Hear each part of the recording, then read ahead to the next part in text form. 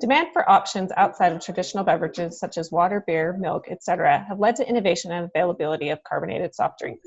With the introduction of wide varieties of flavors and diet options, coupled with declining prices, consumption of carbonated soft drinks has steadily increased in popularity over the years. Huge marketing and promotion efforts have further driven consumers to loyalty among rival manufacturers. A five-force model is a method used to analyze a company's competitive environment. The Cola Wars is the perfect example of how to apply the five-force model to a business strategy.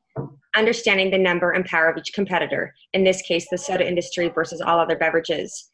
Predicting new market entrants and products, and especially understanding the entrants that will directly compete. The ability of bargaining power for both suppliers and buyers, and how to maximize profits while staying competitive. For cola producers, this was not the cost of making cola, but the bottlers themselves. And finally, the rivalry among existing firms. Coca-Cola's biggest competitor is Pepsi, but somehow they have used it to their advantage instead of disadvantage. Taking a closer look at the concentrate business versus the bottling business using the five forces model, for rivals, Coke and Pepsi as concentrate producers are each other's primary rivals, which they view as an advantage. For buyers, concentrate producers sell to bottlers, who in turn either sell to fountain, in other words, restaurant or retail outlets. Suppliers, concentrate producers don't need many supplies to make cola, and they in turn negotiate on behalf of their bottlers and need to be supplied with aluminum cans and plastic or glass bottles. Looking at new entrants to the markets, both industries have a high cost to entry. It can cost hundreds of thousands of dollars to start a new concentrate or bottling facility. For substitute offerings, concentrate producers have myriad name brand and private label rivals.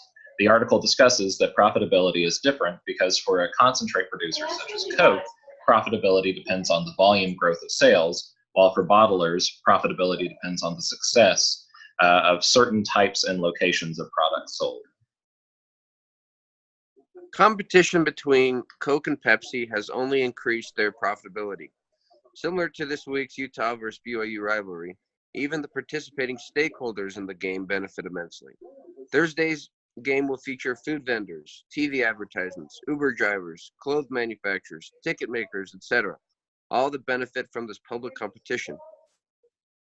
The rivalry has forced the blue and the red, both football and cola, to invest heavily in technology, infrastructure, become more efficient, hire better employees, and overall work harder to stay on top.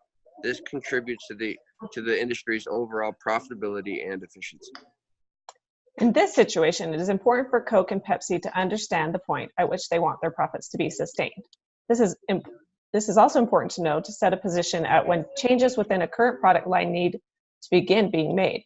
Once that position is created, they can begin answering the tough questions. Do we want to enter into new product markets? Will the carbonated soft drink market maintain profitability levels that we want? With the demand of carbonated soft drinks flattening, they should consider substitute products which may be sold to maintain profitability while also considering differentiation between Coke and Pepsi with these new substitute products. Pepsi has already made an entrance into a new product market when they bought Frito-Lay. This was an excellent choice to diversify their product portfolio to potentially recognize new revenue streams.